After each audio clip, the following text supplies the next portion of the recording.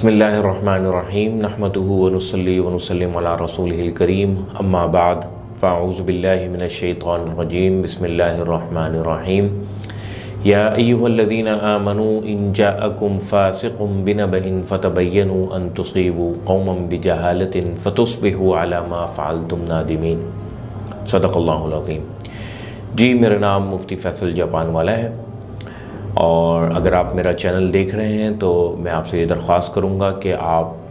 सबसे पहले इसको सब्सक्राइब कर लीजिए और बेल आइकन दबा दीजिए। मेरा चैनल है मुफ्ती फैसल जापान वाला के नाम से यूट्यूब में और मेरा पेज है फेसबुक में इसी नाम से। आज मैं आपके सामने ग़ज़वा हिंद के हवाले से गुफ्तगू करना चाहूँगा। कोशिश करूँगा कि मैं मुख्तसर वक्त में अपनी बात पेश कर सकूँ। जो आयत मैंने आपके सामने तिलावत की है सूरह हुजरात की आयत नंबर 6 है और लगता है ऐसे ही है कि ये नबी करीम सल्लल्लाहु अलैहि वसल्लम की ज़बान से अल्लाह ताला ने किसी जंग के मौके पर या जंग के बादल जब मुंडला रहे हों उस मौके पर ही आप सल्लल्लाहु अलैहि वसल्लम की ज़बान मुबारक से ये आयत सहाबा तक पहुँचवाई। और आयत का तर्जुमे पे जब आप गौर करते हैं तो लगता है कि ये हमारे ही लिए है इस वक्त। यानी अल्लाह ताला फरमाते हैं, ए ईमान वालो, जब तुम्हारे पास कोई फासिक आदमी ख़बर लेकर आए, अहम ख़बर, इन जाअकुम फासिकुम बिनबइन, अहम ख़बर, फ़तबय्यनु, तो उसकी खूब अच्छी तरह तहकीक कर लिया करो। अन तुसीबू कौमम बिजहालतिन, कहीं ऐसा ना हो कि तुम किसी कौम के ऊपर अपनी नादानी, अपनी नावाक़फ़ियत या अपनी जहालत की वजह से जा पड़ो, यानी उस पर हमला कर दो। फ़तुस्बिहू अला मा फ़अल्तुम नादिमीन, और तुम्हें बाद में फिर उसकी नदामत उठानी पड़े। तो बहुत से लोग जो हैं वो हमारे यहाँ इस सोसाइटी के अंदर ग़ज़वा हिंद की रिवायतों को लेकर ये पाकिस्तान में ये तहरीक चला रहे हैं बाकायदा कि अब जंग का मौका आ गया और हमें जंग के लिए निकलना पड़ेगा। तो नबी करीम सल्लल्लाहु अलैहि वसल्लम ने इरशाद फरमाया कि ऐसे मौके पे कि जो ख़बर दे रहा है, एक तो उसके बारे में देख लिया करो कि वो कौन सा शख्स है और उस फिर ख़बर के बारे में तहकीक कर लिया करो अच्छी तरीके से। अच्छा, ये ख़बर की जो तहकीक है, ये बात को सुनकर उस पर अमल कर लेना या उसको आगे पहुँचा देना, उसके बारे में मैं आपके सामने आप सल्लल्लाहु अलैहि वसल्लम की दो मुस्तनद हदीसें हैं जो बुखारी और मुस्लिम के अंदर आई हैं, वो पेश करता हूँ। सबसे पहली रिवायत है कि आप सल्लल्लाहु अलैहि वसल्लम ने इरशाद फरमाया, कफ़ा बिलमरी कज़िबन अन युहद्दिस बिकुल्लि मा समिआ। और मुस्लिम की रिवायत है, सही मुस्लिम की हदीस नंबर 9 है। आपने फरमाया कि किसी भी इंसान के लिए, किसी भी आदमी के लिए सिर्फ झूठा होने के लिए इतनी बात काफ़ी है कि वो सुनी सुनाई बात को वैसे के वैसे आगे बयान कर दे, उसको तहकीक ना करे।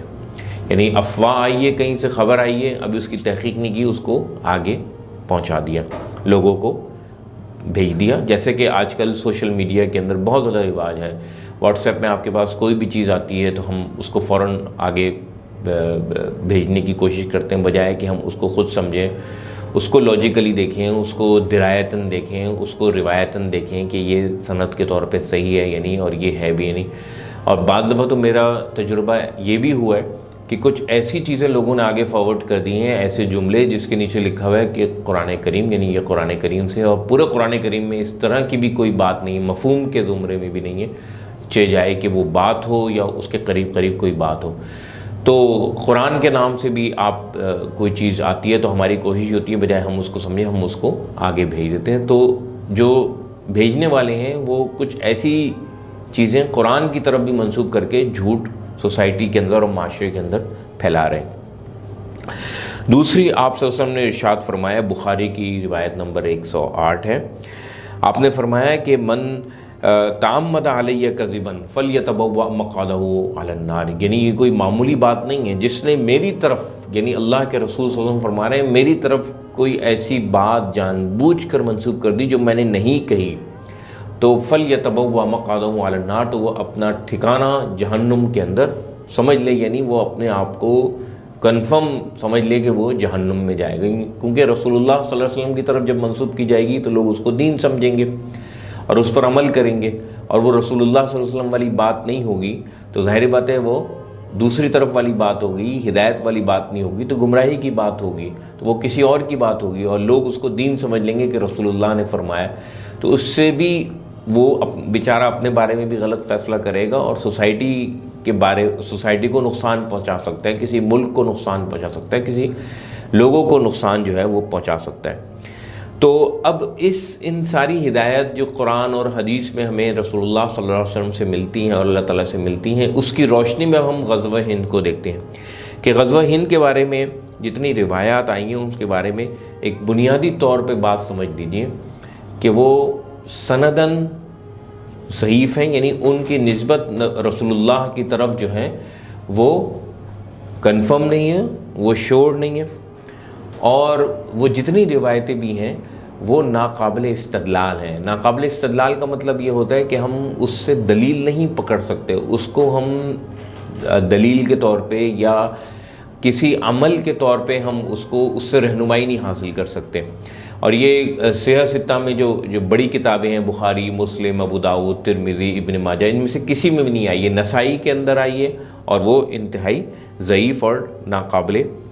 इस्तदलाल है। उसकी एक बुनियादी वजह मैं आपको बयान कर दूं कि ग़ज़वा इस्तिलाही तौर पे उस जंग को कहते हैं जिसमें नबी करीम सल्लल्लाहु अलैहि वसल्लम बनफ़्स नफ़ीस शरीक हों,